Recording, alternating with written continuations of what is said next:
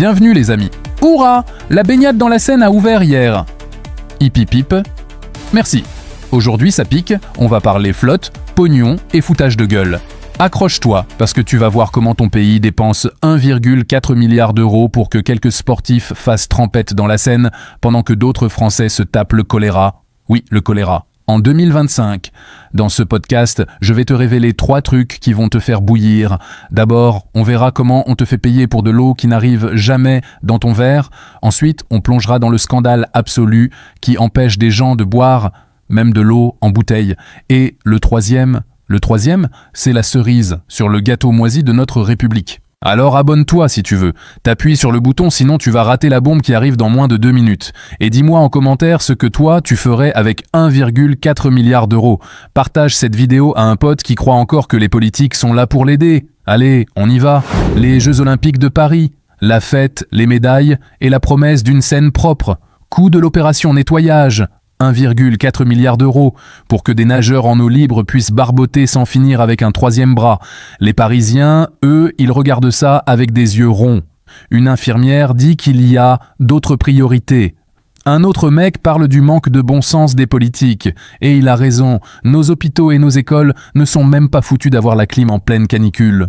Ça te gêne pas de claquer un tel pognon ? Ton pognon pour un spectacle d'un mois, surtout quand on sait que Chirac avait déjà promis de s'y baigner en 90 et qu'il a jamais mis un orteil dedans. On nous prend vraiment pour des jambons.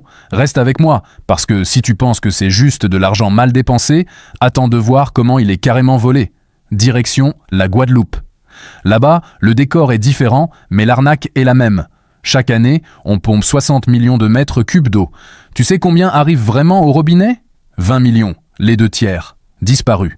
Évaporés dans des tuyaux pétés, des infrastructures dignes d'un pays en guerre. Et qui paye pour cette eau fantôme ? C'est Bibi. C'est l'usager qui se retrouve avec des factures qui explosent pour un service qui n'existe pas.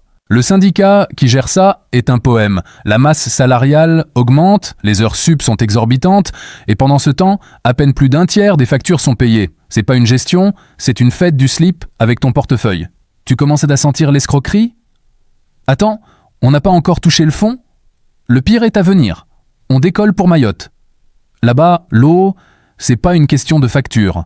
C'est une question de vie ou de mort. L'île est en crise hydrique hors norme. Les mecs te parlent de pression démographique et d'immigration pour se dédouaner, le baratin habituel pour masquer des décennies d'incompétence et de sous-investissement. La réalité ? Des coupures d'eau massives.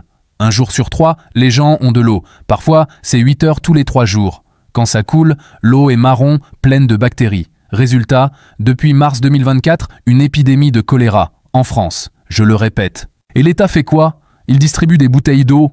Super, sauf que pour avoir ton pack, il te faut des papiers. Tu es en situation irrégulière, tu crèves de soif, mais tu as peur des contrôles de la police aux frontières ? Tant pis pour toi. Tu vois le niveau de perversion ? Presque un tiers des logements n'a pas l'eau courante. Se raccorder coûte 1500 balles. Pour une population dont 42% vit avec moins de 160 € par mois, c'est une fortune. On les condamne à boire de l'eau contaminée. Et on ose parler de territoire de la République. Quelle blague. Alors, on récapitule. 1. On balance 1,4 milliard dans un fleuve pour l'image, pendant que le reste du pays manque de tout. 2.